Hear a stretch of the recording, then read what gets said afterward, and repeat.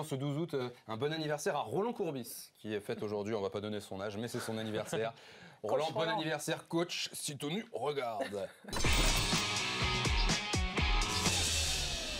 Jouera pas, et bien finalement jouera. Neymar, enfin autorisé à porter le maillot du Paris Saint-Germain. La fédération espagnole a donc fini par envoyer hier le fameux certificat de transfert. Et si la situation s'est débloquée, c'est certainement en grande partie dû à cet homme, François Menardo, notre membre de la Dream Team BFM Sport, qui avait lancé en début de semaine le hashtag Free Neymar. C'était c'était son cri du cœur de cette semaine. Si tu me regardes, c'est grâce à moi que tu vas jouer au Houdou. Libérer Neymar, voilà. Délivré. François Menardo. Libéré, délivré. Salut François. Les supporters parisiens doivent te remercier aujourd'hui? Non, pas du tout. D'ailleurs, je l'ai dit, je le répète, s'il avait été transféré à l'Olympique de Marseille, l'Olympique Lyonnais, Saint-Etienne, j'aurais fait la même chose. Je trouvais absolument grotesque cette situation de ne pas donner le certificat international de transfert sous prétexte que Barcelone disait mais tant qu'on n'est pas payé, on ne donne pas le bon de sortie.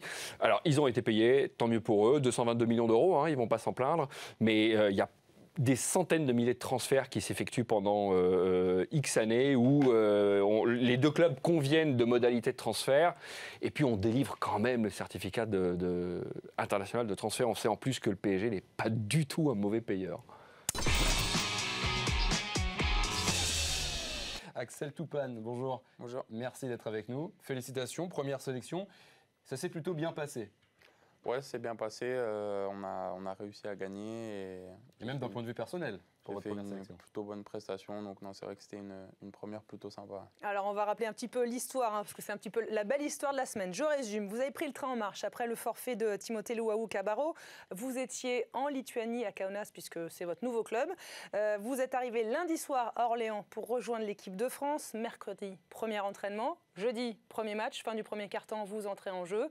Et donc, cette première sélection, dites-nous-en un petit peu plus. Voilà, est-ce que vous êtes satisfait ? Oui, satisfait, oui. Voilà, première sélection. Très content, très fier de pouvoir porter le maillot bleu et d'avoir pu rejoindre le groupe. Surtout que j'ai grandi avec la plupart des joueurs. On a joué ensemble en sélection jeune, etc. Donc, non, c'était vraiment une très bonne première. Et voilà, j'ai hâte de continuer et excité de continuer avec l'équipe de France. Toute la saison à suivre en exclusivité cette année encore sur SFR Sport 1. Quel scénario hier.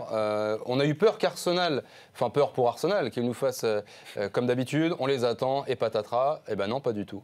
Quel feu d'artifice. Moi, j'étais comme ça, en train de regarder le match hier, et on a l'habitude de dire, monsieur les Anglais, tirez les premiers, et là, ça a tiré dans tous les sens. Alors bon, quand on est entraîneur, on est toujours un petit peu inquiet, parce qu'il y en a un qui en prend 4 et l'autre 3. Ouais.